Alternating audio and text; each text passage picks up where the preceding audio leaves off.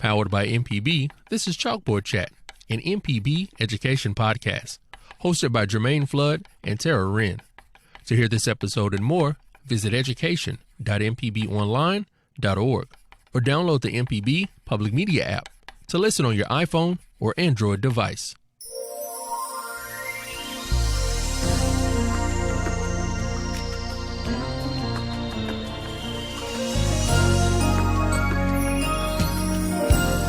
You are now listening to Chalkboard Chat. Class is now in session. Today in studio with me, I have Pam Confer, an award-winning bilingual professional singer, songwriter, motivational speaker, HR and PR consultant, and creator of Mississippi Beautiful, a tribute song to the state's bicentennial and opening of the state's 2 civil rights museums. Former Governor of Mississippi, Phil Bryant, proclaimed May 10th as Mississippi Beautiful Day here in the state. Now, this is to celebrate our rich and complicated history of Mississippi. The music, the culture, the food, the people, all of that is what makes Mississippi beautiful. And today, none other than the creator, Pam Confer, is with me. Welcome to the chat, Pam.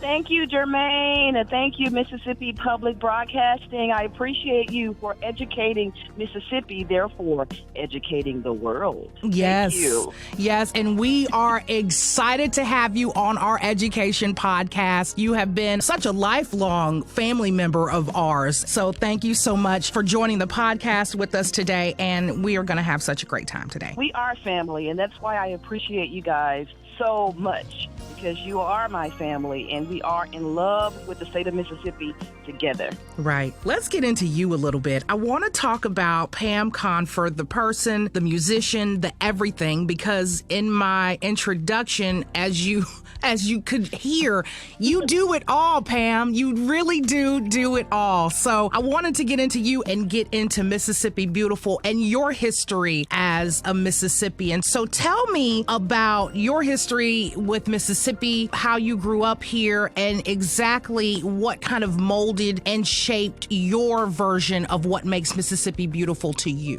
Okay, that's a great question. My mother is from Oxford, Mississippi, and there are a total of 12 of them that grew up in Oxford, Mississippi. And I spent a large part of my childhood in Oxford, throwing rocks in the dirt, although I lived a good part of my childhood also in Memphis, Tennessee, which is urban. So I got a good infusion of the urban and the rural dynamic in Mississippi. But there's nothing like fried pies, which is what my grandmother used to make, and cakes, and having all the family around the table with so much food that you can come back for more, go to sleep, get back up, and get some more food. And especially with our family, where we had the opportunity to sing, because on my mother's side of the family, everybody sings, and their children sing, and their children's children sing. And so we would have what was probably tantamount to the Mississippi Mass Choir at our gatherings and reunions and 4th of July and all of that. That's what gave me my sense of love, and what really love is for where you stay and who you are. I also remember going to town and how excited we all were to go to town. As I got older, I realized what going to town really meant, and the history behind going to town when I was a child and going to town when my mother or when my grandmother, who is 102 years old this year, would go to town. And it was very, very different, very, very dark, very, very complicated, and intriguing at the same time. And so my love for Mississippi came from all of that, understanding that you can have a very complicated history, but that does not negate the beauty that is within the present that you are living. When you think about even the song Mississippi Beautiful or the lyrics to Mississippi Beautiful, it's important to put it into the context of the person. So as I mentioned, as a child, of course, our backdrop is going to be very different than an adult. And that's why reaching people early on and allowing them to formulate that understanding of what beauty is, and then use those same little people as vessels to carry that message as they get older is really important. So as a child, understanding what beauty was one perspective, but then really appreciating the resilience of Mississippians, the whole resilience of these people who have been through so much. And I think if people come from around the world to study Mississippi, people come from around the world to study Mississippi. And so a state that became rich at one point, extremely rich at one point in the past, that does not realize that richness in another connotation in the present has some work to do. And that's why the song Mississippi Beautiful is important, because we can still be rich. It may not have the same connotation as economic prowess, for example, but we are still a rich, beautiful, diverse, and deserving state. And as my song mentions, the moment that we believe that, and the more that we believe that, we'll be free to be beautiful. That's a beautiful statement. I love that. I love that, Pam. I love that. I want to know, what motivation did Mississippi give you that made you say, let me go educate myself. Let me learn another language. Let me become a professional singer. Let me strive for this dream that I have. What did Mississippi do to help bolster you in that direction? I have always been the person, even growing up, that wanted to bring people together, wanted to connect people that would otherwise not agree, not want to be in the same space. I have always been that person that believed that if a bully had the propensity to isolate groups of people, I'd want to discover why and bring that bully to the people so they could connect on another level. I mean, that's always been me. And Mississippi is just like that. You know, growing up, I grew up very shy. And anyone who is very shy out there, they know that we observe a lot because we're not talking. We're just looking, basically. All the time, we're just looking. And we are watching people's behaviors. And we're watching, you know, all of their attributes, one way or the other, right, come to fruition. And you want to heal people if you are a person like me. And so I don't like conflict. And I don't understand why conflict can't be mitigated, right, by love. And I think you can mitigate conflict through love. And I've just always been that person. So as I started talking more as I got older and gained my confidence and my sense of self-worth, I wanted to pass that on to everyone else. And that includes everybody, not just people that look like me or that are tall like me, right? People that are statuesque like me, but Hispanics, right? But Native Americans, and short people, people that are disabled or differently abled. Everyone deserves an opportunity to sit at the table and offer something that will save this world. I am truly convinced that the reason why we cannot find, for example, the cure to cancer, or we can't solve all of our societal problems, is because we don't have those that are afflicted at the table. Everybody should be at the table so we can have solutions together. And I think as soon as we do that, you know, we'll see the beauty and then we'll have solutions. And that's the person I've always been. And I've been the person, as a lot of African Americans have been, that have been followed in a store.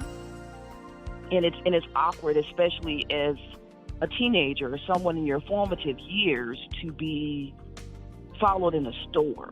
It's so confusing because why? You know, I've been the person that's been ignored when I'm trying to shop because people assume I'm not going to buy the goods that are in the store at the price they are. You know, I've been talked about as it relates to my natural hair. You know, it's a common thread that I think a lot of people have, and I seek to alleviate that through song, through education. What you just explained to me, we're going to add this now to your notch of things that you do. You know, when you pull your Wikipedia and your information up, you've got a list of things. But now I want to add the great mitigator to it. Because of the fact of how you are able to say, this is what I wanted to do. I wanted to bring this side of people together and these people together and make this situation less severe while I'm here. Mm-hmm. So I really do thank you for being that great mitigator here in the state of Mississippi. You're very welcome. And the goal is for all of us to use whatever our capacity is to become a mitigator. We all can mitigate with love. I'm convinced. Right. Now tell me, how important is finding the beauty in Mississippi when it comes down to what has recently transpired, you know, over the entire world? So we have the pandemic, we have this whole new civil rights movement that's happening, and you were speaking towards some of that, like you growing up and being followed and looked at in a store. How important is it to dig deep within yourself, whether you're a person that looks like you and I, or whether you're a person who doesn't, to find the beauty in this moment that we're in now as a nation, as a world? How do we, you know, apply that to this situation? Yeah, here's the thing. I think we have to give each other permission, right, to celebrate, to lament, to emote, to express ourselves where we are in this moment.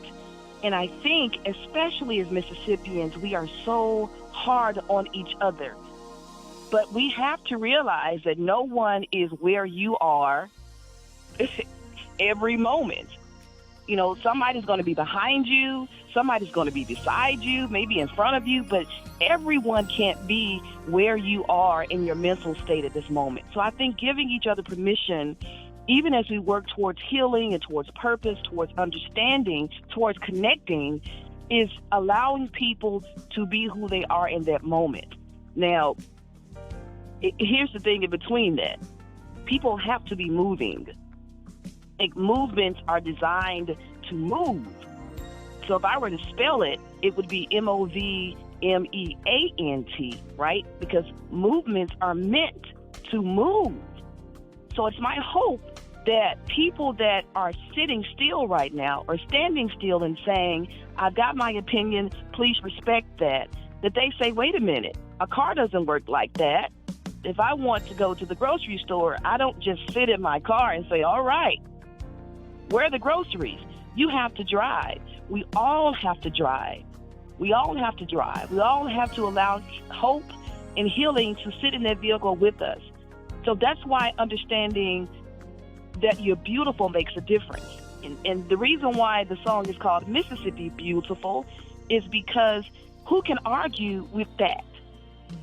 I walk up to you and I say, Germaine, you're so beautiful. What are you going to say? Don't you ever call me beautiful again. You know? Right. It doesn't work that way. But we have to realize that we are. So whether you live in rural Mississippi, whether you live in urban Mississippi, whether you live in a big house, a small house, whether you go to a public school or a private school, whether you have a bank account that will last for generations or last for a month, you are beautiful with everything that you have to offer. And until we realize that, we can't move. So everything that's going on in the world right now, people think, and maybe, to be fair, you may think, maybe the white race may think, right? They're fighting us. They're fighting us. What people are fighting are not other people. They're not even fighting the police. They're fighting the policies that poison and proliferate power. That's what people are fighting. So the invitation for all of us is to jump in there together with the understanding that until we appreciate everybody and everything they have to offer, our vehicle can't move. It can't. And if you want to move, get in the car. Get in the car. It's no longer yours anymore. We no longer point at things like enslaved people, right? And say, I bought that, that's mine. It doesn't work that way. And if policies support that way of thinking, there's a limited way of understanding for me, right? I can't understand if policies limit your ability to invite other people into your life. Then we must know that those policies have to be changed. They have to be more flexible, but they won't until we change and we become more flexible. And that's what being beautiful is about, understanding your beauty. And if I see the beauty in me, we all know this, psychologists and psychiatrists, they all know this, that until you see the beauty within, everything else around you is going to be murky. You're not going to see it. So I invite people to look in the mirror with all of the faults that you think you have, all of the deficits that you see you have, and see them as attributes that make you unique. And once you see that, once your lens is clear, then you're going to automatically see everybody else as beautiful. And that's when we progress, right in that moment right there. That's beautiful. No pun intended. That's truly beautiful. I love it. Now, I want to get into the inspiration behind the song, which we've already discussed, basically, from your upbringing to, where you are today. But some of the words really do ring true with what you just said, too, about being flexible, about the growth mindset, kind of what you were speaking to. So verse 1 says, who are we? What do we stand for? Who are we? Nothing remains the same, for we know even the seasons change. Mississippi, who are we? Now, you know about Mississippi weather. Sometimes. Correct. Sometimes it could be summer in the morning and winter in the evening. So the passion behind your writing, what was the inspiration when you wrote these words? Did you take everything that you have now just said into account to be able to, pen this? Here is how the song Mississippi Beautiful evolved. I've always been the one to work towards connecting people. Those people that would not automatically have an affinity for each other or want to be in the same space with each other. That has given me the opportunity to work with some of the most deprived communities, some of the most disadvantaged or disenfranchised communities, and it has also given me the opportunity to work with some of the more affluent, the more powerful. And I consider myself so lucky to be able to walk through both doors comfortably and in most cases be received comfortably. So I am very fortunate, which lets me know that is why I'm here and that is my purpose. So I was working with a corporation, trying to support them with developing a more authentic, intentional relationship with the community that surrounded them. And it was very difficult. So my job was to be the liaison for the community people who didn't quite understand how corporate America worked, and for corporate America who had no idea how community works at the core of community. And it was difficult. And I would walk my dog every day in my neighborhood. Her name was Jazzy, and I'm still grieving. I love her so much. But she passed away. But I was walking my dog after a long day with trying to be the great mitigator, right, in between corporation and community. And I literally just started, Germaine, singing the song as I was walking my dog. Who are we? What do we stand for? So I just started, and by the time I got home, the whole song was done. Because that's what I felt in my heart. You know, nothing remains the same. We know even the seasons change. And Germaine, as you mentioned, the seasons of Mississippi, we should be really used to this. You know, we're wearing a wool coat one day and short shorts the next, because we don't know, you know, we go to bed with an electric blanket and then we wake up sweat because it's like 90 degrees the next morning. So it's really, really strange. But if any group of people can understand that seasons change, it should be Mississippi, because everything is uncertain about our temperatures all year long, right? And just when we think we've gotten rid of the mosquito, for example, it's like it's a mosquito. You're like, okay, it's 30. There's no way they'll survive. And it's like the next day it's 70. And I'm like, is that a mosquito, right? So we have to continue to be flexible and open-minded. This is the reason why I have hope that we could extend that same type of understanding to our lives here. It confounds me how we can see things change so much in our seasons, as you said. But when it comes to our lives and the way we walk our purpose every day, we're so solid, right, and convinced and adamant that things should be a certain way. And that's what I hope that we can change through Mississippi Beautiful. So yes, I wrote that trying to heal a corporation's relationship with the community that surrounded them, in hopes that if we all realized that we were beautiful, maybe there wouldn't be conflict. And so that's how that came about. That's how the song was written. And I marvel sometimes, like, wow, that was really cool the way that it evolved and still has an opportunity to impact people on any level that you receive it. And I think that's the beauty of it. You know, even the seasons change. What does that mean for your household? Does that mean that you now have an Hispanic daughter-in-law that you never thought you would have, because you always thought that you all should marry kind of within your race? So did your season change when your son, who was in the armed forces, decided to take the hand of an Hispanic beautiful woman and have children, and now all of a sudden your season has changed? So even the seasons change.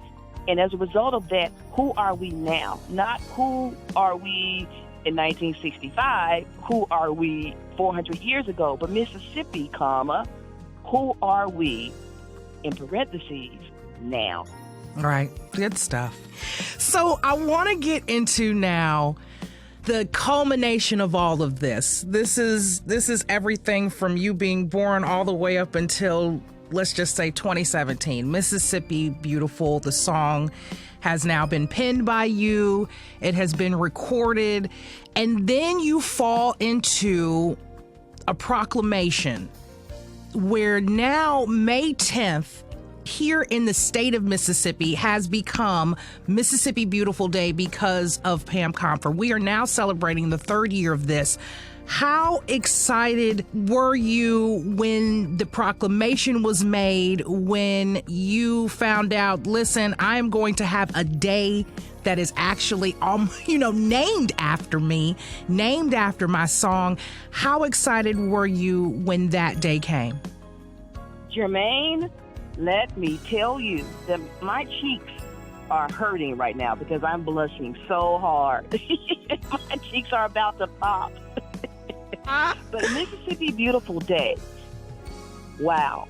I think about it, and it's hard to believe, but here is the story. I do this talk called Circle Shifting. So, and I'm happy to do it anywhere, but I do this talk called Circle Shifting that talks about not only existing within circles. We all want to be a part of something in a circle, but it's the difference between existing in a circle or moving within a circle and moving that circle from within. So I also consider myself a circle shifter, and I think that we all can do it.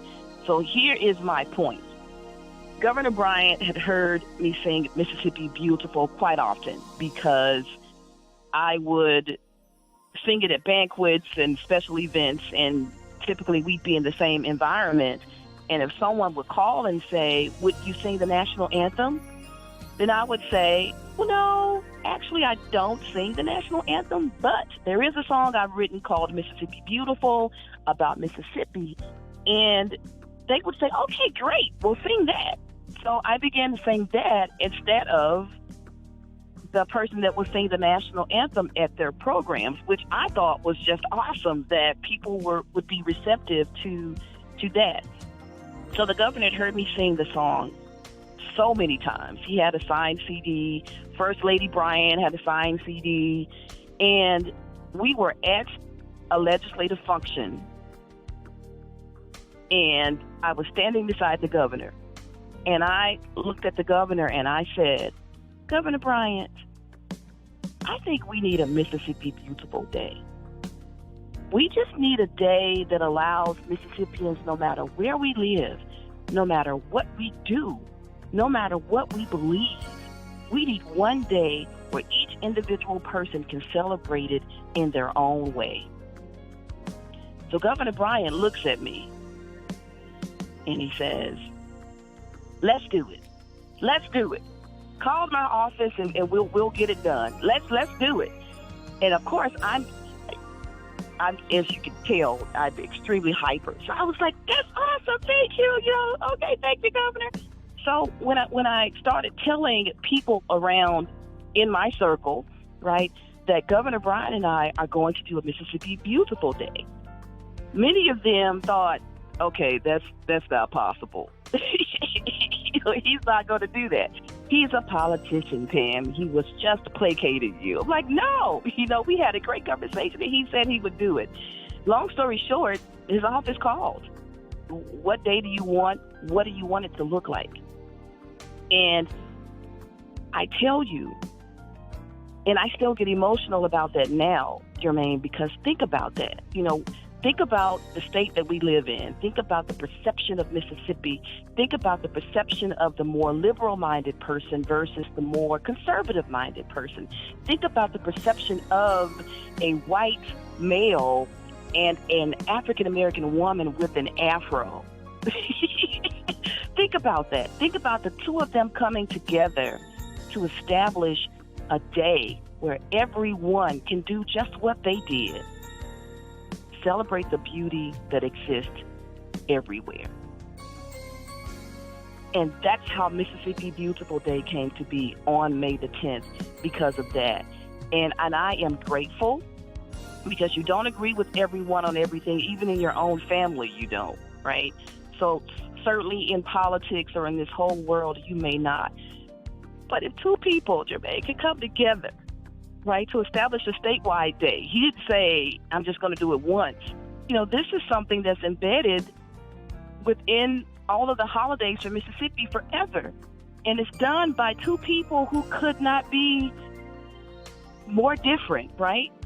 This is why I know that we all can take these same types of steps to mitigate with love or to become a Joy Scout or to shift the circles, because I was authentic in my approach with him. I was bold enough to ask, because you automatically assume, okay, he's not going to do that. He likes the old song. But he did. And then I was ready, right? And that's what we all have to be: authentic, bold enough to take that step. And then when someone says yes, you have to be ready.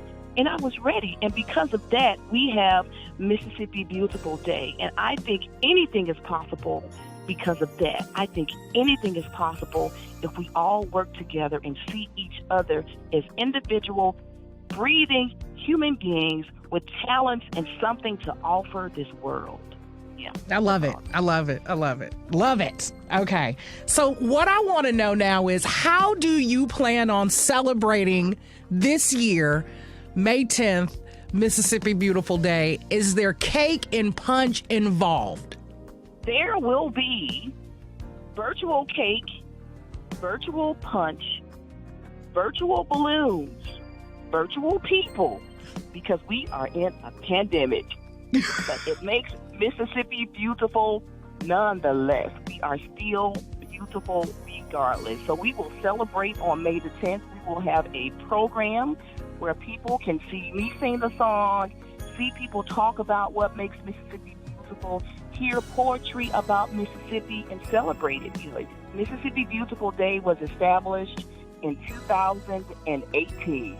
It is now 2021, so we've had 2 years of Mississippi Beautiful Day being held during a pandemic. But we know how to pivot in Mississippi. We know how to figure out how to do things a little bit differently if we have to. So we're having a wonderful virtual celebration. Thanks to Mississippi Public Broadcasting for hosting this whole platform. But we will celebrate Mississippi Beautiful on May the 10th. I'm so excited to be able to sing the song, to connect with Mississippians virtually. And what this really means is that no matter where you are throughout our 82 beautiful counties in Mississippi, no matter where you are, you can celebrate with us. That is the gift that we've been given by being able to celebrate virtually. So I'm excited about that. Now, Ms. Confer, is there anything that you would love to leave my Chalkboard Chat audience with? What I'd like for Mississippians to do is to invite me to sing Mississippi Beautiful at your program. Invite me to your school to teach it to your kids, to your students, to your church members. Make sure that the lyrics to the song, the impetus for the song is like a flower across the state of Mississippi, like one big magnolia, right? And the lyrics are like the petals just touching all of our communities throughout the state. That is what I want Mississippi Beautiful to do. I'm happy to come to sing the song. I'm also happy to come and talk about how we all can shift circles, how we all can move to mitigate with love. I'm happy to do that. I think my approach is very appealing to a variety of audiences because I want to make sure that it soaks in. I want to do that. If I could, Germaine, if I could spend every single day traveling around the state of Mississippi, every single day, all day, talking about how beautiful we are, and talking about how we can move to love and beauty, I would do that every single day. And that is what I want to do. So if people want to learn more about me, my website is my name. It's PamConfer.com. And if you're wondering, how do you spell confer? It's just like the verb confer. C-O-N-F as in Frank, E-R, but it's pronounced confer. So PamConfer.com. You can see me there. Please like the Mississippi Beautiful Facebook page, please, so that you can see what's going on. And we are working really hard to make this our new state song. So if you join the Mississippi Beautiful page that says, I'm on board with you to make Mississippi Beautiful the state song, and we can track the progress of this song. So please like my Mississippi Beautiful Facebook page and go to PamConfer.com to learn more about my motivation and my music. Hello, I'm Joelle Povolni, Administrative Assistant at Mississippi Public Broadcasting. So this is what I discovered, and I didn't know it when I moved here, as I'm sure people just in life know, is that moving is like a top stressful thing that, they name like 10 things that are one of the most stressful things that can occur in your life, and moving is one of them. And so we had left St. Louis, Missouri, where we had lived for 14 years, had good friends, were only in Colorado a short time, uprooted and came here. And so the initial move did not feel comfortable. I was not used to the Southern culture. When somebody said, bless your heart, I did not know what that meant. I had to get used to listening slower to the Southern drawl until I got used to it. So it felt hard in the beginning, not because of the Southern drawl, but just because of transition in life. My kids, they struggled initially in the transition. And so I was just ready to hunker down and just sort of find my place again. And then my place ended up being in all kinds of uncomfortable places that I didn't plan on going. So now that I have been here over 8 years and I look at my time in Mississippi, I realize it has been a beautiful gift. And this is the only way I know how to relate it, is to a seed. There are seeds if you are walking through a forest or, just around Mississippi, there's acorn seeds all over the ground. And then we have these huge trees. Seeds and trees are both alive, but they're both waiting for something. So the tree is waiting to die eventually. because the full-grown tree has already reached its potential. The seeds that are laying on the ground are waiting to flourish. And when I look at myself and coming to Mississippi, I realized that I came here as a seed.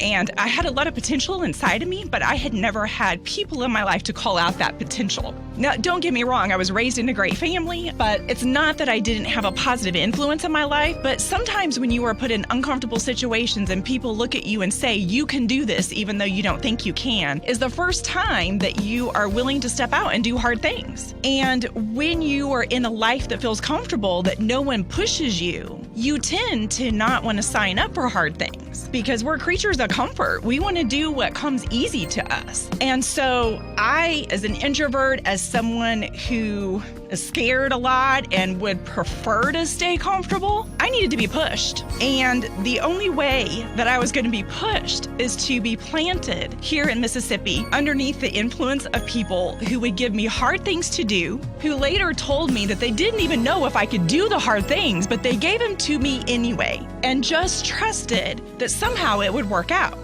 That is a gift. Not everybody will entrust you with hard tasks that they could easily do themselves and entrust it to somebody younger and less experienced and see if they will flourish. Nobody really knew what the outcome was going to be, but isn't that part of the adventure? So for me, Mississippi is where I grew. I had somebody tell me when we first moved here that I would be planted in pots and I would outgrow them.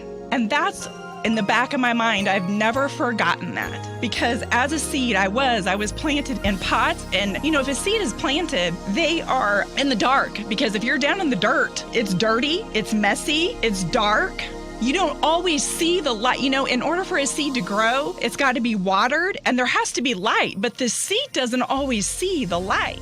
And so it's the only way I know just to describe my time in Mississippi, because a lot of the time I was here, or I have been here, it has been uncomfortable. It's not always been easy. My best friends live in other states across the United States, so I don't have close friends here. I don't have a lot of family here, but I have been given the gift of having people in my life who have given me things to do and just to see if I could do them. And they did not pull those back from me. They allowed me to flourish. And sometimes that meant I failed, because how else do we learn, right? So you fail, you get back up again. And for leaders in our community, in businesses, oftentimes they have to be pretty secure in themselves to actually give something to somebody and even allow them to fail, allow them to learn from it, and then allow them to get back up again and do something great. And so I have been blessed to be underneath mentors that they were not insecure. Doesn't mean they don't have insecurities, but they were secure enough in who they were to trust a process. So being in Mississippi has just been a huge gift in my life. Although it's been uncomfortable,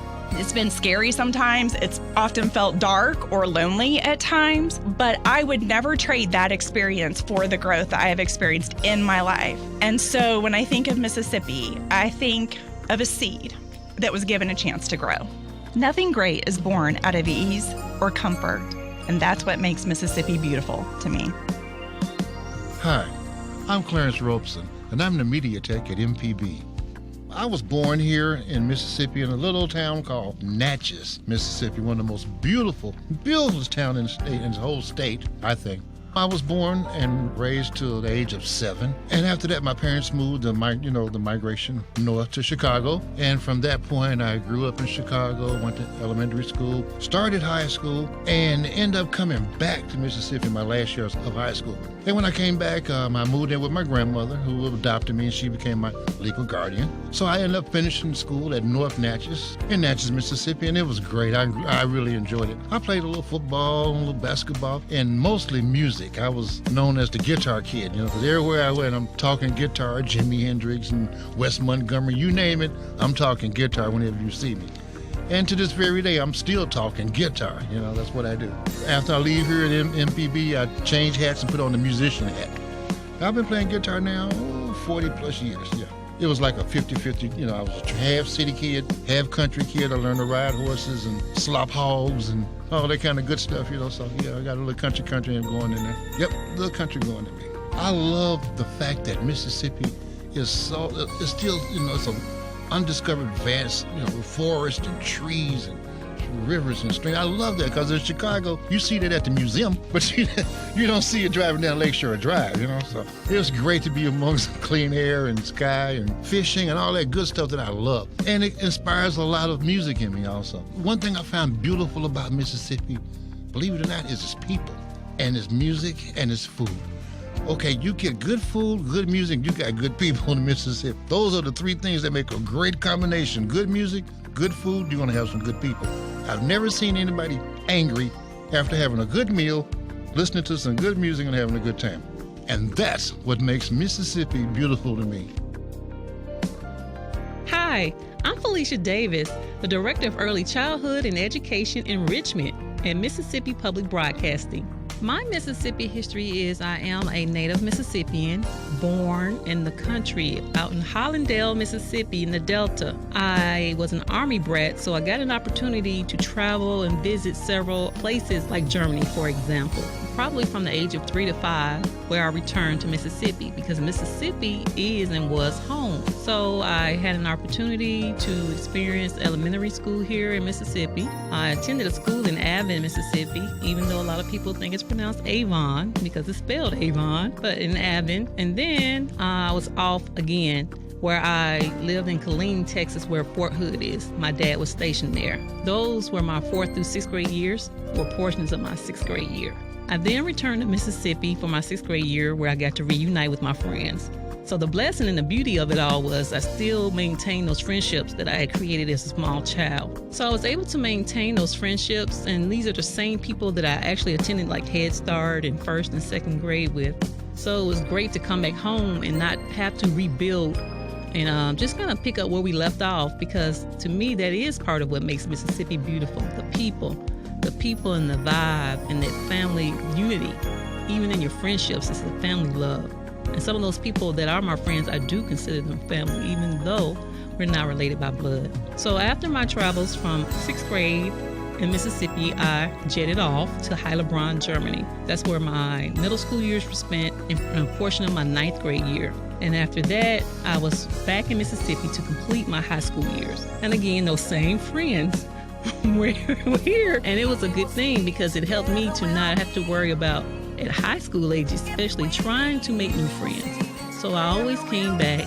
I always pretty much reunited with that same core group, maybe in addition 1 or 2 other friends.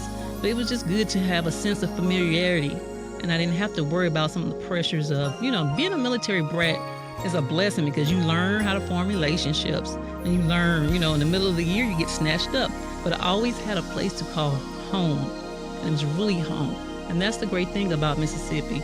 There's a vibe that you cannot get anywhere else. There's a sense of being. And again, it's home for me. And so that's what makes Mississippi beautiful to me. Just to know that family love is there. That vibe of home. Hi, I'm Millard O'Banner II, broadcast technician here at Mississippi Public Broadcasting. I was born here. My father is originally from Chicago, Illinois, and my mother is originally from Newton, Mississippi, which is about an hour or so from here, like right next to Meridian. They met in the late 70s while my dad was down here going to Jackson State University, the I love, and my mother was going to Hines, I'm not sure which campus. I can't remember that, but my uncle owned a store on Mill Street at one point in the 70s called O'Banner's Groceries, and he was outside that store. My mom moved down here. I think she was staying with one of my aunts at the time, and they crossed paths, married in 79, and I was born a few years in the early 80s. So I went to Boyd, Casey, Lake, and my 4th and 5th grade year, North Jackson, and I went to Powell Middle School, graduated from Callaway High School, and went to Jackson State and graduated mass communication, advertising, and marketing. Kind of started like a radio career, DJ career while I was in college, just trying to find my way and make a name for myself. To me, a lot of culture as far as music, a lot of creators as far as art, even the food, like how you came up with your grandparents and your grandparents, your uncles, aunts, mom, father, how they prepare food, how your relatives used to come down from Chicago or another city, and just the culture of just family and values and just being able to learn. And I feel like if you can make it in Mississippi, you can make it anywhere. And that's what makes Mississippi beautiful to me. Hi, I'm Germaine Flood, podcast host at Mississippi Public Broadcasting. I was not born in Mississippi, but my parents were in the military. My father grew up in Vicksburg, Mississippi, and my mother grew up in Buffalo, New York. Once they met, I was born in Guam, and we ended up transferring to a few different states before we made it to Gulfport, Mississippi. After Gulfport, Mississippi, we moved to Brandon, Mississippi. And in Brandon, Mississippi is where I really flourished. I went to middle school here, and I also went to high school here. And in those years is where I really gained knowledge of what Mississippi really is. And what makes Mississippi beautiful to me is the people that are here. The people just like you. People who are invested and tuned in to Mississippi. People who care about the outcomes and things that happen here.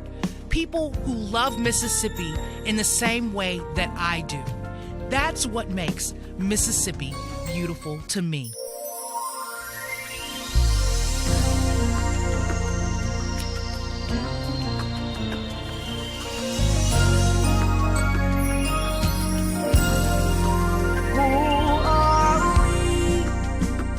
What do we stand for?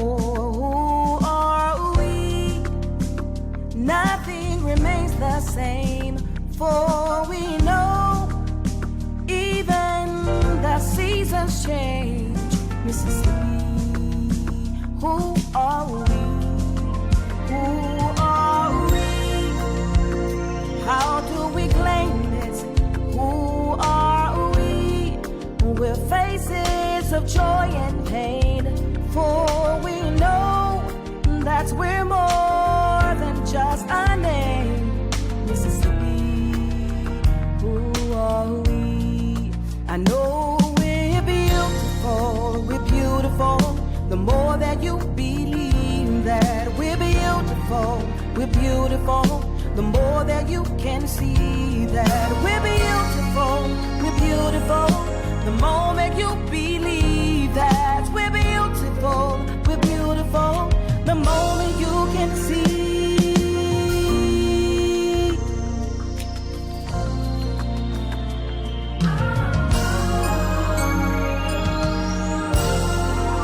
Who are we? How are we living? Who are we?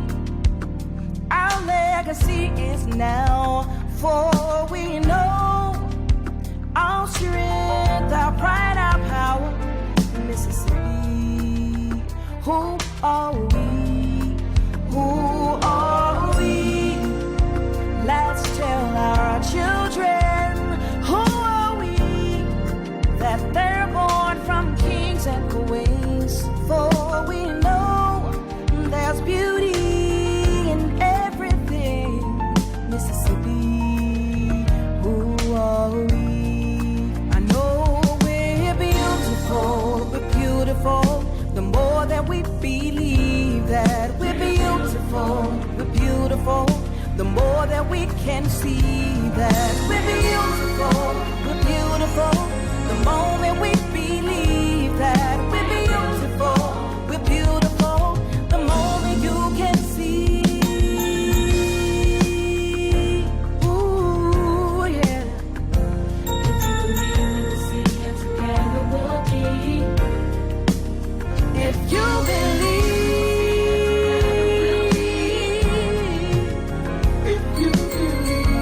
just believe, only believe. Who are we? Let's take each moment. Who are we?